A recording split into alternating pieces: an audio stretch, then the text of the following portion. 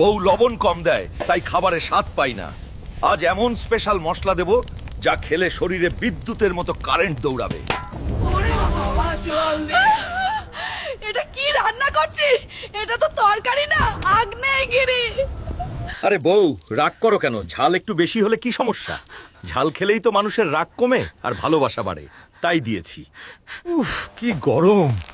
সারা শরীর কাদায় মাখামাখি। তুই কি করছিস? ওটা আমার বিয়ের বেনারসি শাড়ি।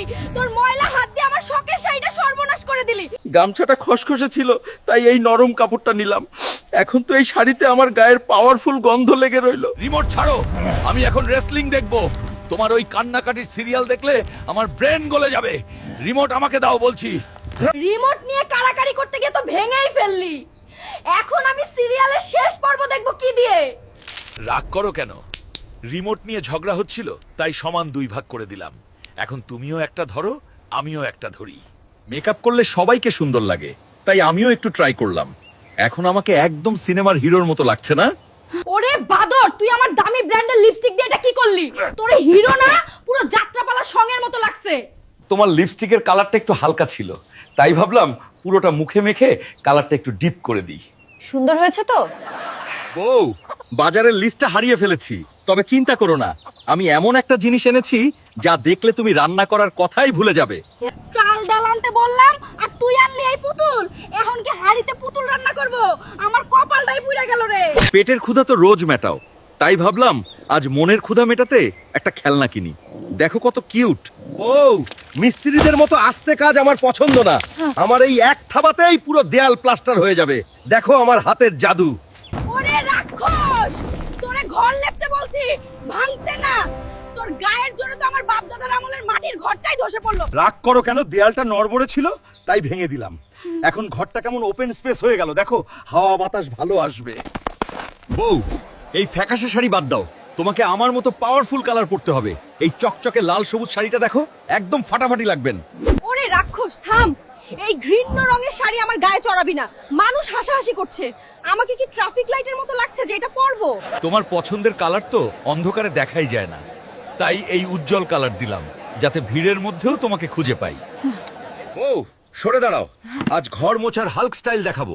একবার মুছলই পুরো ঘর আয়নার মতো ঝকঝকে হয়ে যাবে। পাওয়ার দেখো। ওরে জলদস্যু, থাম।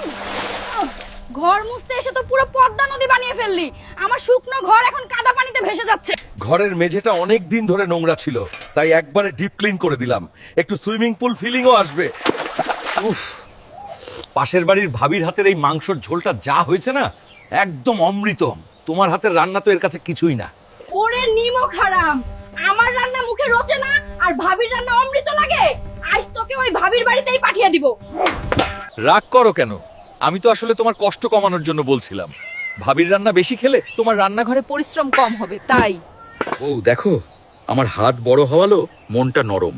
এই কাঁচের চুড়িগুলো একদম মাখনের মতো তোমার হাতে পরিয়ে দেব, ব্যথা পাবে না। ওরে বাপরে, তুই তো আমার হাতটাই ভেঙে ফেলতি। শখের চুড়িগুলো সব গুঁড়ো করে দিলি। তোর হাতে আর চুড়ি পরবো না। আমি তো চেক করছিলাম চুড়িগুলো আসল কাচের কিনা। তাছাড়া এই ভাঙা ডিজাইন এখন নতুন ফ্যাশন, দেখতে ইউনিক লাগছে। বউ, শক্ত করে ধরো। ছোটবেলায় তো দোলনায় ওঠোনি, আজ আমি তোমাকে আকাশের চাঁদ ছুঁয়ে দেব। আমার হাতের দোল দেখো, রেডি? ওরে বাপরে, বাঁচাও। এটা দোলনা নাকি রকেট?